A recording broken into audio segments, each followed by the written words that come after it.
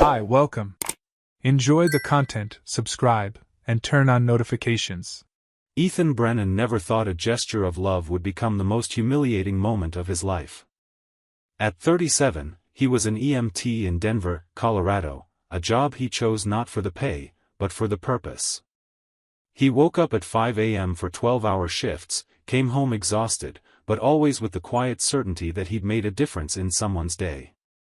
He was a man of simple gestures and measured words, the kind who showed affection through actions rather than grand declarations. That quality, which should have been a strength, became a source of contempt in Julia's eyes. Julia Brennan was 33 and worked in public relations at one of Denver's most prestigious firms. She moved through high-end corporate events, networking dinners at expensive restaurants, and national conferences where powerful business figures exchanged business cards and empty promises.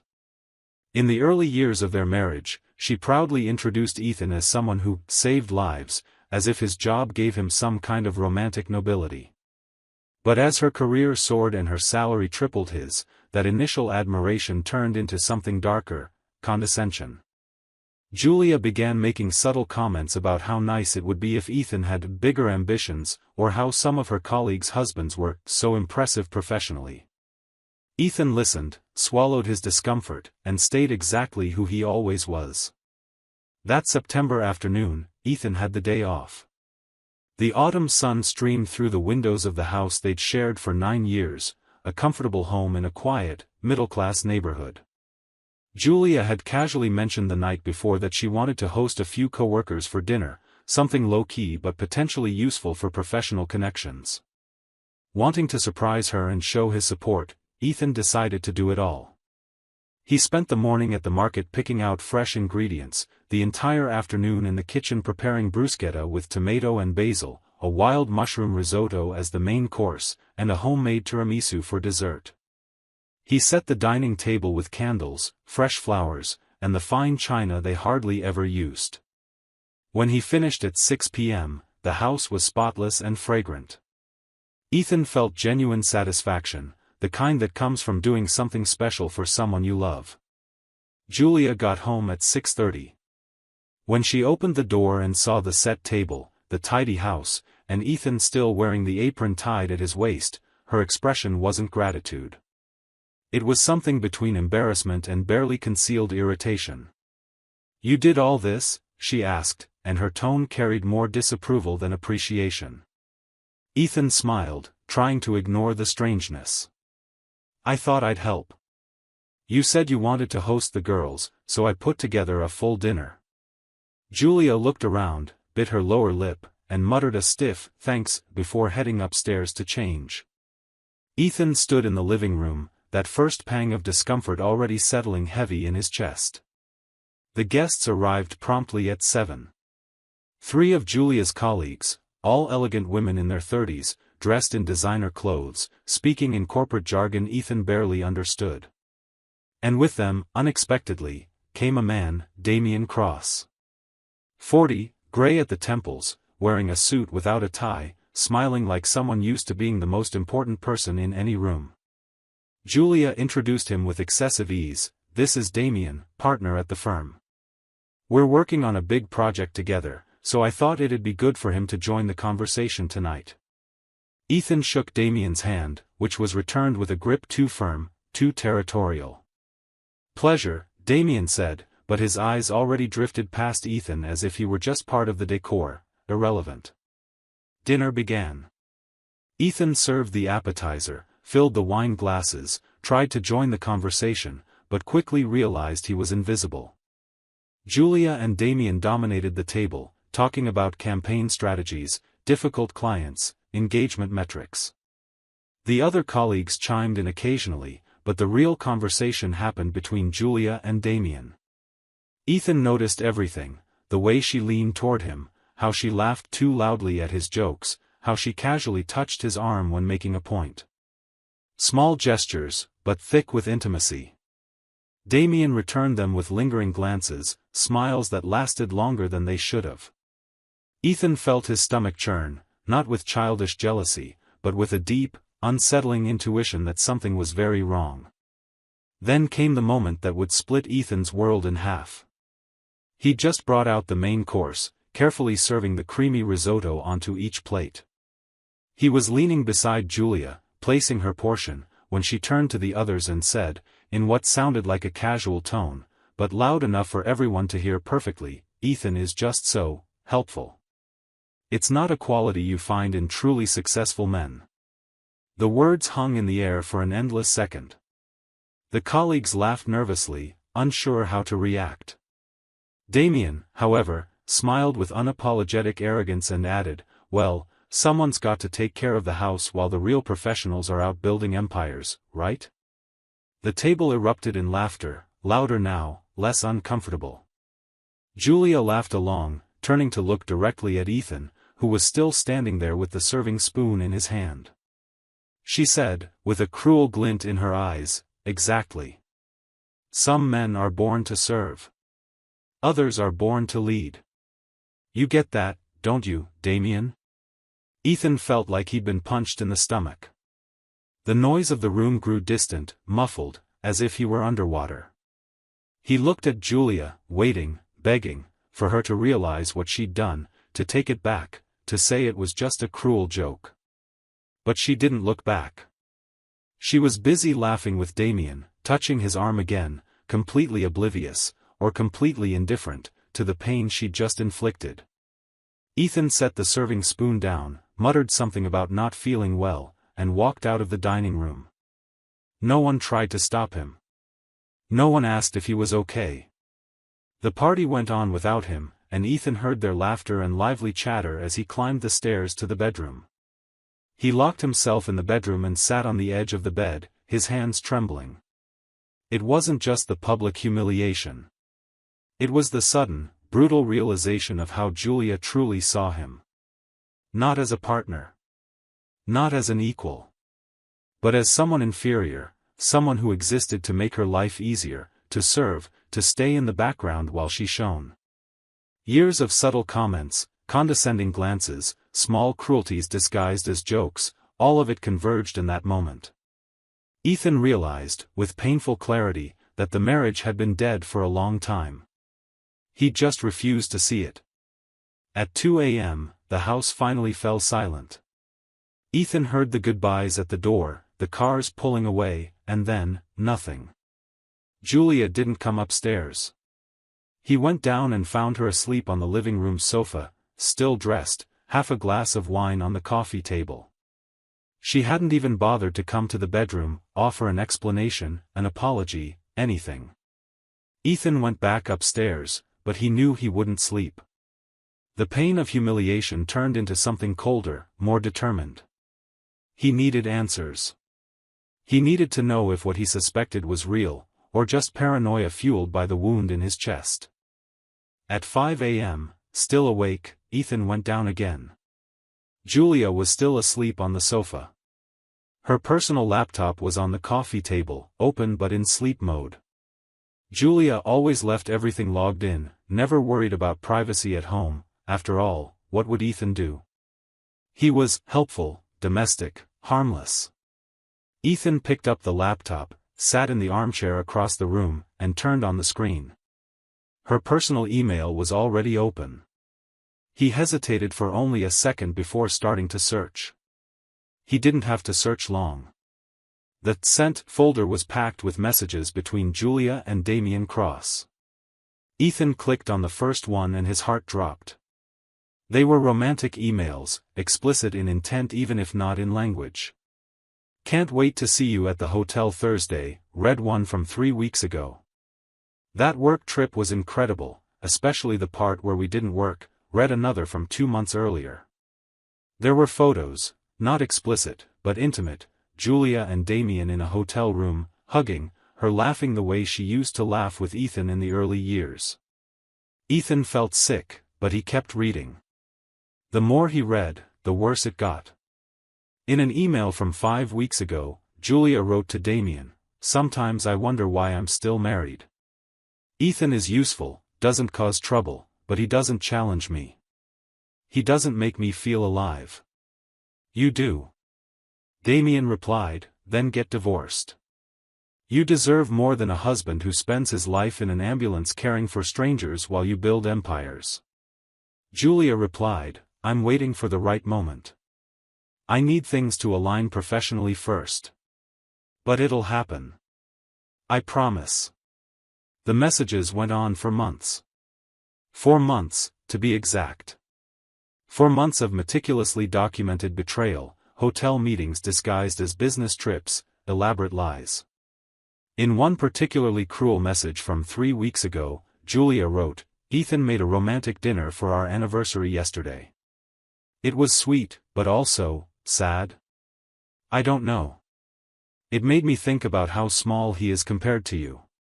Ethan felt something break inside him, but it wasn't despair.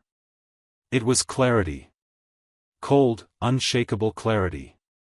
He grabbed a flash drive from the desk drawer, copied every message, every email, every photo. Saved it all. Closed the laptop carefully and placed it back on the coffee table exactly as he'd found it. Julia was still asleep, unaware that her world was about to collapse. At 6 a.m., Ethan took a shower, got dressed, and made coffee. At 7, Julia woke up to the smell of fresh coffee, rubbed her eyes, and headed upstairs to change without saying a word. When she came back down, Ethan was sitting at the kitchen table with her laptop open, Damien's emails filling the screen. Julia froze in the doorway, her face paling instantly. What are you doing? She asked, and for the first time in years, there was fear in her voice. Ethan didn't look up from the screen. Reading about how I'm small, helpful, and useful. Apparently, I'm also sad. Julia tried to recover, walking to the table with false composure. Ethan, you shouldn't be reading my private emails. That's an invasion of privacy. Ethan finally looked at her, and what Julia saw in his face made her take a step back. It wasn't explosive rage. It was something far worse, absolute coldness, crystallized disappointment. Privacy? Ethan repeated, almost laughing. You're serious? You humiliate me in front of strangers, cheat for 4 months, plan to leave me when it's professionally convenient, and you're worried about privacy? Julia tried to minimize it. It was just a phase. I was confused. It doesn't mean anything. Ethan shook his head slowly. Liar. I read it all, Julia. Every message. Every plan. Every insult. You're not confused.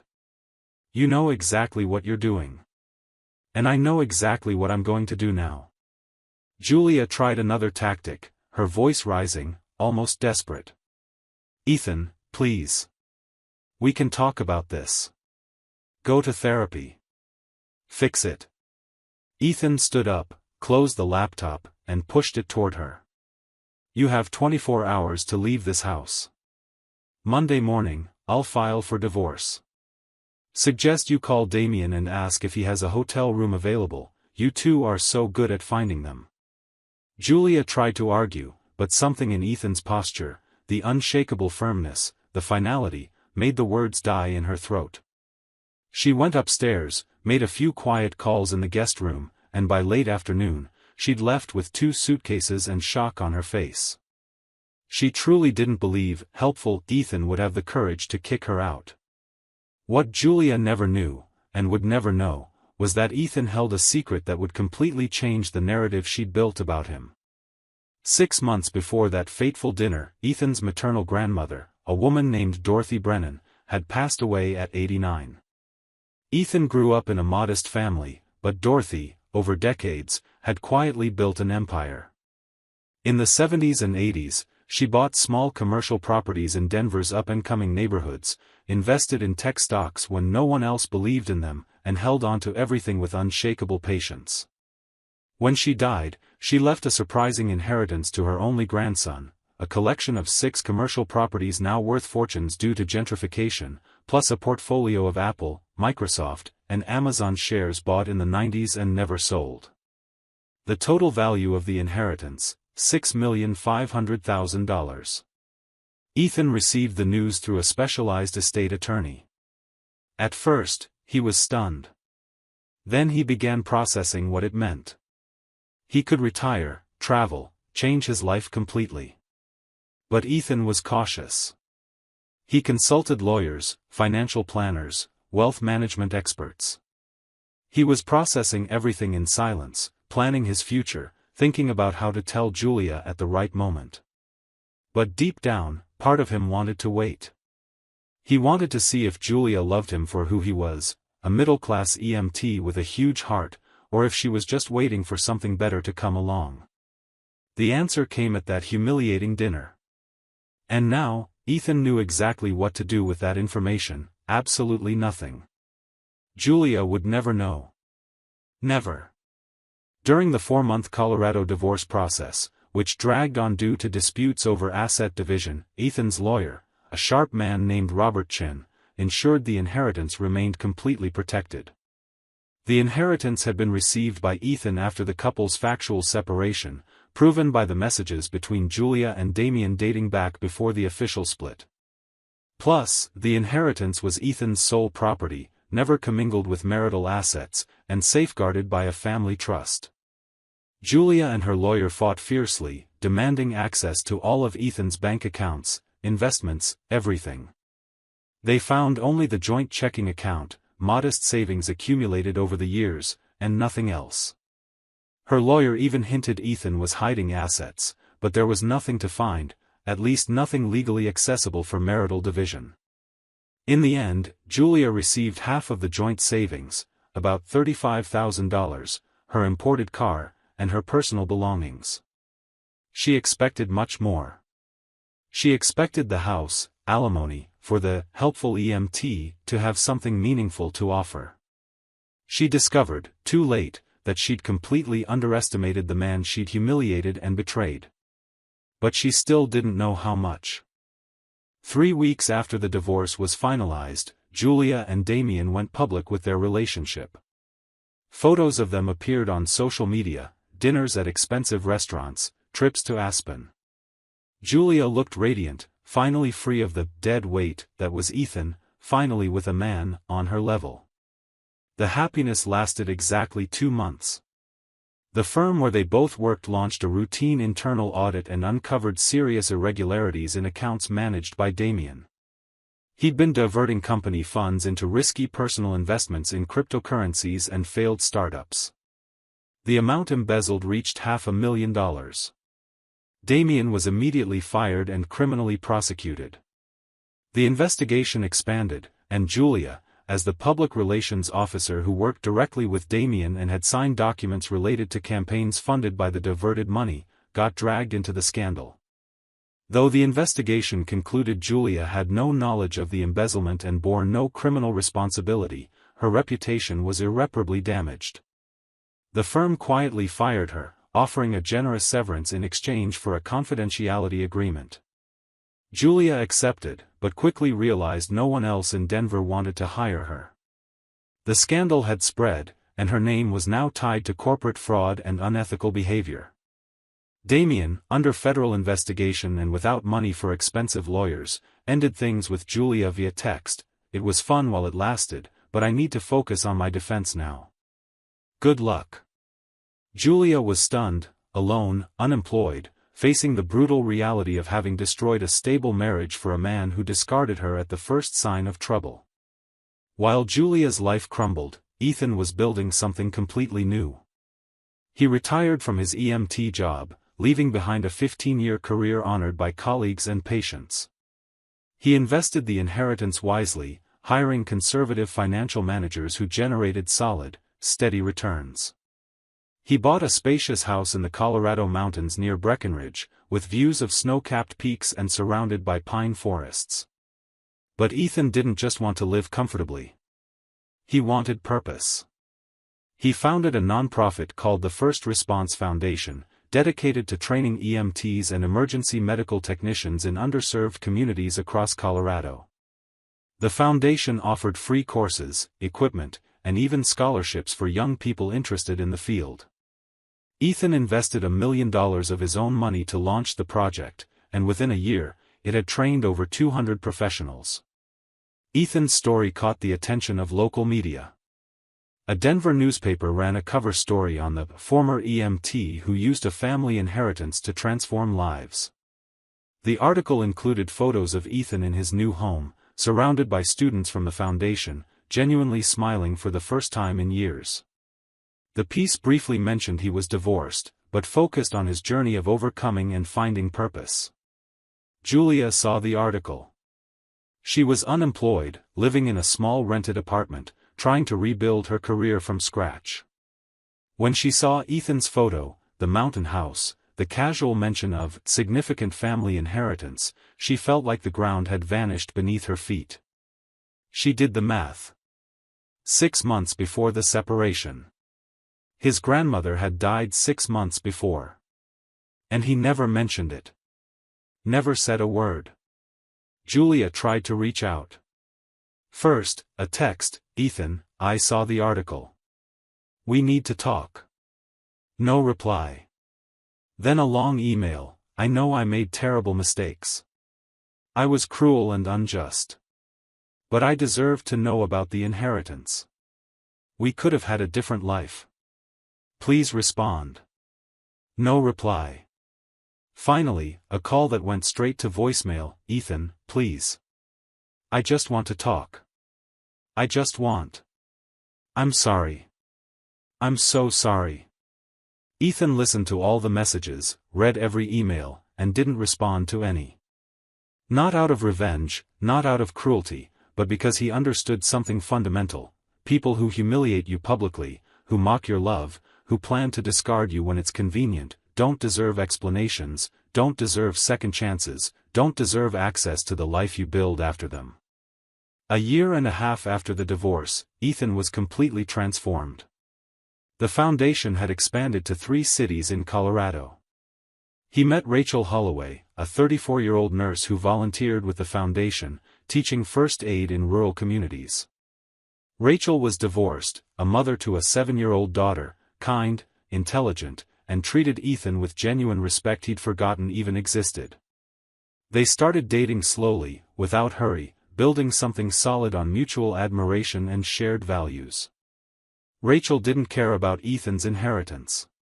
She fell for the man who woke up early to teach young people how to save lives, the man who listened intently, who made pancakes for her daughter on Sundays, who treated her as an equal in every way.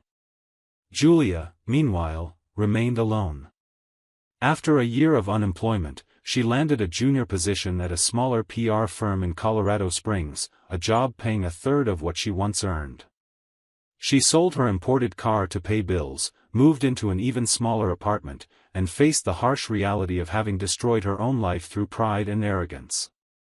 On sleepless nights, when loneliness weighed too heavily, she thought of that September dinner. She thought of the wild mushroom risotto Ethan had made with such care. She thought of the way he looked at her when she said some men are born to serve. She thought of how, in that exact moment, she lost the only person who truly cared about her, not for what she represented professionally, but for who she was, or who she could have been, if she'd chosen to be a better person. Ethan never looked back. He learned, in the painful way only betrayal can teach, that a person's worth isn't in how much they earn, what social circles they move in, or how impressive they look on paper. Worth is in how you treat the people you love, in your integrity when no one's watching, in the respect you offer even when there's no audience to applaud. Julia lost all of that. And Ethan, after losing everything he thought mattered, discovered something far more valuable: the dignity of knowing his own worth, regardless of who chose, or refused, to see it. The last time anyone saw Julia was at a corporate event in Denver, 2 years after the divorce. She was there representing her small firm, trying to make connections, rebuild bridges. Across the room, she saw Ethan. He was in a tuxedo, accompanied by Rachel, who wore an elegant blue dress. They were chatting with a group of local philanthropists, laughing, relaxed. Ethan looked happier than Julia had ever seen him. She thought about approaching, saying something, but when their eyes met for a brief second across the crowded room, Ethan simply looked away and continued his conversation, as if she were a stranger. And that's exactly what she'd become, a stranger who once had the chance to build a life beside an extraordinary man, but chose to humiliate him instead of honoring him. In the end, Ethan and Julia's story wasn't about money, inheritance, or revenge. It was about one simple, relentless truth many learn too late: respect can't be faked, and public humiliation is never forgotten. Julia spent the rest of her life wondering, what if? What if she'd been grateful for the dinner instead of cruel? What if she'd defended Ethan instead of mocking him? What if she'd chosen loyalty instead of betrayal? Ethan, on the other hand, stopped asking questions and started living answers. He found true love, built a legacy of purpose, and learned the most liberating lesson of all: not everyone who loses you deserves to find you again. And as Julia sank into regrets, Ethan climbed mountains, literally and metaphorically, proving to himself, and to no one else, that a man born to serve can choose to serve greater causes, build lasting impact, and live with a dignity no humiliation can steal. Life has a peculiar way of turning pain into purpose. For Ethan, that September dinner was the end of a lie and the beginning of a truth he spent the rest of his life honoring: you don't need the approval of those who can't see your value. You only need to believe in it until others worthy of it recognize it too. Thank you for watching the video. If you enjoyed it, don't forget to subscribe to the channel and turn on notifications so you won't miss any updates. See you next time.